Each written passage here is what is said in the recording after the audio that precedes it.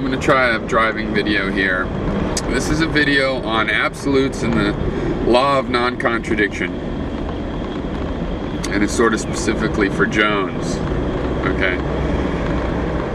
Jones, your reaction of just tongue-in-cheek constantly saying, oh, I've proved this is and isn't the case. I mean, you're just making yourself look silly to me, because you're acting like one of these robots from Star Trek or something, like you're in a little loop. Now here's the thing, there's a lot of ways to argue against absolutes, because nothing is absolute. Now the law of non-contradiction is a very useful law. It's probably one of the more difficult ones.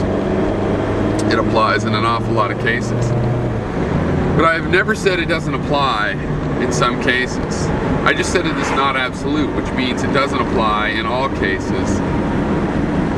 Okay, now the main issue is that an idea, to me, is a program for a human mind.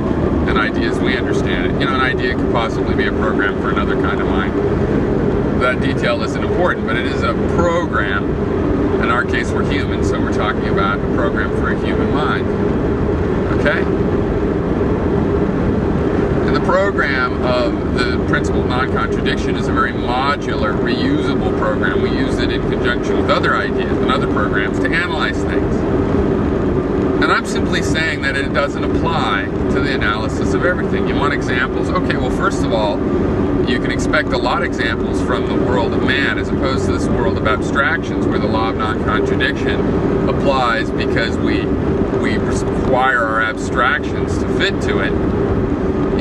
There's the real world. Like if you're dealing with whether you and your partner are in love or not, it's ridiculous to try to apply the law of non-contradiction. And say, well, listen, you either love me or not. It's that simple. No, it's not that simple. There's love-hate relationships. Maybe they love you, but they when they think about how you cheated on them, they hate you. You can still apply that at some point. For example, to yourself, you can say, geez, I don't know if I love this person or not. I need to choose one or the other. But then, fine. But then there's this whole period of time where the law of non-contradiction does not apply. You're trying to get yourself into a situation where it does, because you feel that will be more clear. This is a tool we use to have clear logic, and sometimes the way we use it is as a goal. We try to change the situation and analyze things such that law can apply. Okay, but there's other examples, because in quantum theory, an electron either has a clockwise spin or it doesn't. And yet, if the quantum state is not disturbed, it can be said to have neither, or it can be said to have both. Also, in the law of non-contradiction, a statement A is supposed to be true or false. It's either true or it's not true. It can't be true and not true. Well, what about a paradox? What about the paradox, the liar paradox of this sentence is not true? Well, that's neither true nor false. So there's another case where your law of non-contradiction does not apply.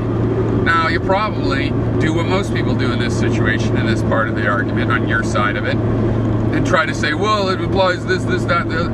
Yeah, you can apply a condition, which makes it apply again, and that's the point. The condition restricts the frame of reference, and it's not absolute.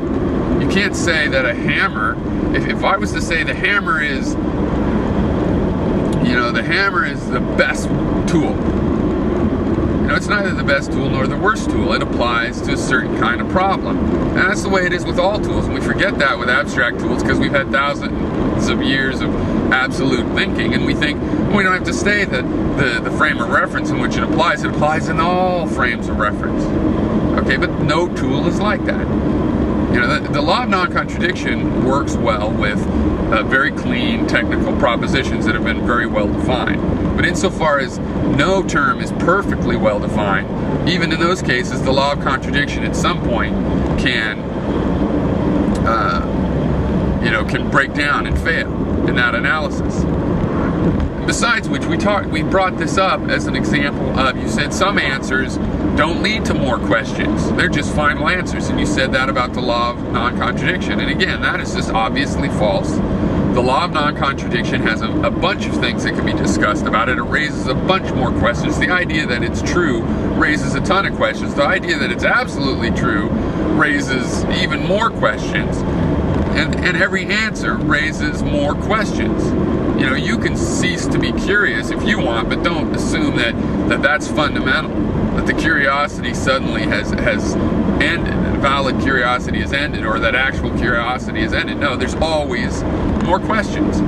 Now, you could just keep playing these word games and language games if you want. I really don't mind, but I think it makes you look somewhat foolish.